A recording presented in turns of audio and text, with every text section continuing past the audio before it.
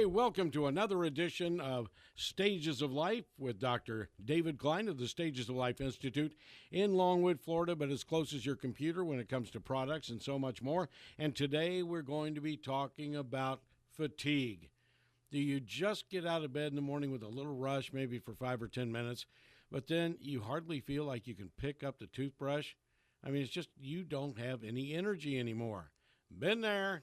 How about it, Doc? So you're get up and go, got up and went. Amen. Okay, and it's one of those sorts of jokes that we all like to poke at each other, but it works a little bit something like this in my life. People will come into the practice and they'll tell me, well, I was doing just fine up until, and then there'll be some event, okay, or some period of time. So it might be, well, I did really well until October of 2012, and then my life fell apart, okay? And, you would think that some event occurred in October, but generally speaking, it doesn't. Generally speaking, the body will function up to the point where the rubber band snaps, the spring breaks, the floor falls out, and something goes to hell in a handbasket. So the manifestation of fatigue is kind of an interesting one, okay? So what does it mean? It means that you're just not yourself. People generally don't feel themselves. They feel withdrawn. They can't focus.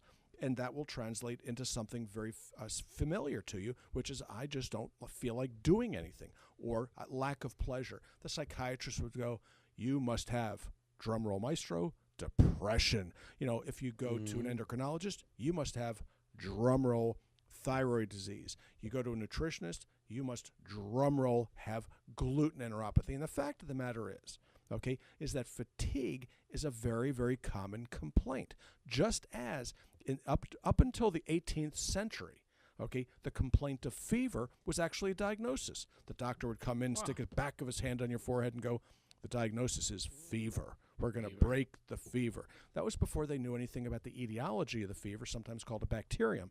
Once they figured out that bacteria, these little teeny tiny creatures that you can't see but through a microscope, can cause death, once that was figured out, the disease became a symptom. Now, fatigue is not a symptom. It's not a disease. Okay, it does in fact have a diagnostic code. Okay, but it truly isn't anything more than a constellation of complaints. So, what do you need to concern yourself with? Perhaps the most common cause of fatigue in our society right now is insulin resistance. Now, why would I pick that? Why wouldn't I pick thyroid disease? Why wouldn't I pick adrenal disease? Why wouldn't I pick sleep disorder, constipation, or one of the other things that can cause it? Because it just happens to be the way things work. Okay, if your body becomes resistant to insulin, insulin levels will go up to maintain a normal blood sugar. Well, that's great, but then the weight goes up. Weight goes up first. Then the inflammation in the joints and blood vessels follows through, and now all of a sudden you've got one of these diffuse chronic diseases, and one of the manifestations is inflammation within the brain and vasculature, which translates into fatigue.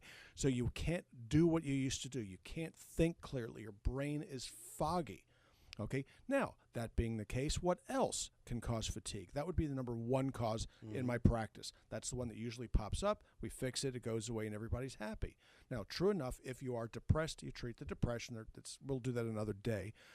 Adrenal fatigue and adrenal failure will cause exertional fatigue. So in other words, you'll get up in the morning, you'll do okay, but then 3 or 4 in the afternoon, you crap out. Okay, in Las Vegas, you lose, all your chips come off the table, and basically your life goes to hell in a handbasket. That's a cortisol-driven issue. Okay, so if your cortisol is way too low, your body cannot function. So that is a treatable cause of fatigue. It's also a treatable cause of dementia. So, Grandpa over there, he can't really, he's losing his mind. Okay, he's out to lunch. You pick your own description. You got to do a cortisol level. Okay, because cortisol is a treatable cause of dementia. If you don't know what the cortisol level is, or even better, if you don't know what a healthy level is, you got to fix it. You do that, everybody's happy. Where else do we see fatigue? Where else do we see these same complaints? And this is where it gets even more interesting. Thyroid disease can do it. So you can have a normal TSH. Well, my doctor checks my thyroid every year, and my TSH is normal. Well, let's back up a second there, Seymour. Okay, it used to be that a TSH over 8 was considered abnormal. Then they dropped it to 6, then to 5, then to 4, then to 3. Okay, so nobody really knows what a normal TSH is. And most of these clowns that are drawing the TSH don't look for autoimmune titers, and they're really not even looking at T3, T4 levels. So they don't really know what's going on. The fact of the matter is that it's far more complex than having one stimulatory hormone tell you whether or not you have thyroid disease. Well, why is that? Okay, because simple things like estrogen can influence your thyroid function. So how else can you give somebody fatigue? By having gonadotropins be too low or out of balance. So in a man, testosterone levels diminish. Fatigue, not just in the visible hydraulic issue, the intimacy model, but testosterone leads to inability of the muscles to function properly. The immune system goes to hell in a handbasket. And guess what? One of the hallmarks of a low testosterone is fatigue, for crying out loud. Now, what the symptoms are all the same now, aren't they? With women, estrogen levels diminish. What does that do? It makes them a lot less girly. Okay, and in some ways that might not be a bad thing. But what it does do is it influences thyroid function, because you have to have estradiol to stimulate thyroid excretion. Okay, so low estrogen, you're going to have what's called functional hypothyroidism. So there are treatable causes after you figure out what you've done. Now, what can you do? What can you do, to make yourself sick? Okay, we'll talk about making yourself better after you figure out how to make yourself sick. Yeah. Because very, very frequently, people are their own worst enemies. So how would you make yourself fatigued? Go get yourself some soy milk. That's a grand way to do it. Okay, why soy milk? Soy milk is poison.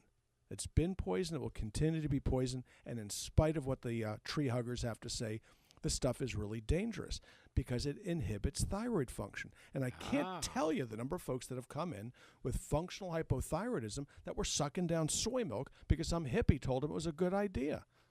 Okay, milk is fine, but if you can't drink milk, try almond milk.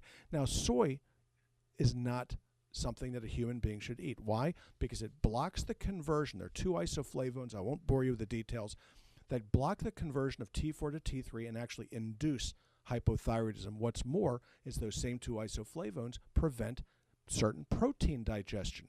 Okay, you can't, so you're basically malabsorption. So you're making yourself sick by trying to make yourself healthy. I wrote an article some years ago which was called Death by Soy, How the American Public is Healthing Itself to Death.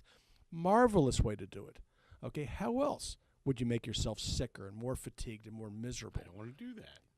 You do this by using simple carbohydrates.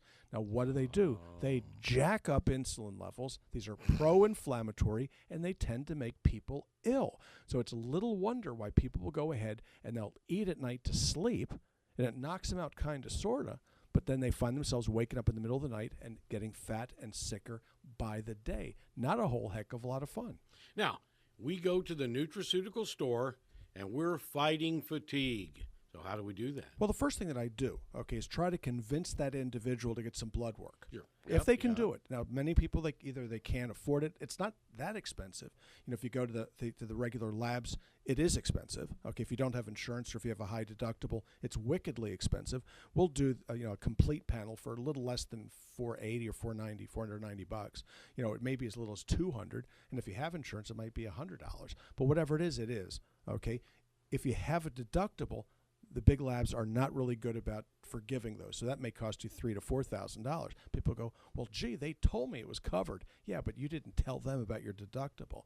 So what we do is we encourage people to find out what's wrong. But if they can't, and we have to treat them empirically, the place that I start with folks is by replacing minerals. We use something called Daddy's Magic Minerals, because that takes the thyroid somewhat off the table, helps with adrenal fatigue. We start them after about a week on something called Diabetstat if they're heavy, polite way of saying fat, and that lowers insulin even further, blood sugar. It's a vanadium and chromium compound. And then something called Adrenal or Adrenal, but it's Adrenal. And this stuff will kick in the patoot with regards to energy. But I very, very frequently, most frequently, want to get lab data before I start the medications, because after you start these things, you forever lose the starting point in your treatment. It's very, very nice to know where you are before you start treating things. And when you deny that to the doc, me in particular, things don't end as well as they probably could. All right, Robin, how do we make our way over to Stages of Life? Well, we are right off of I-4 and 434 in Longwood. The address is 1917 Booth Circle. Our phone number is 407-679-3337. Our website is stagesoflife.net. Office hours are Monday through Thursday, 8 to 5. Health store is open during office hours, and we invite you to come on in, see what we have to offer at Stages of Life.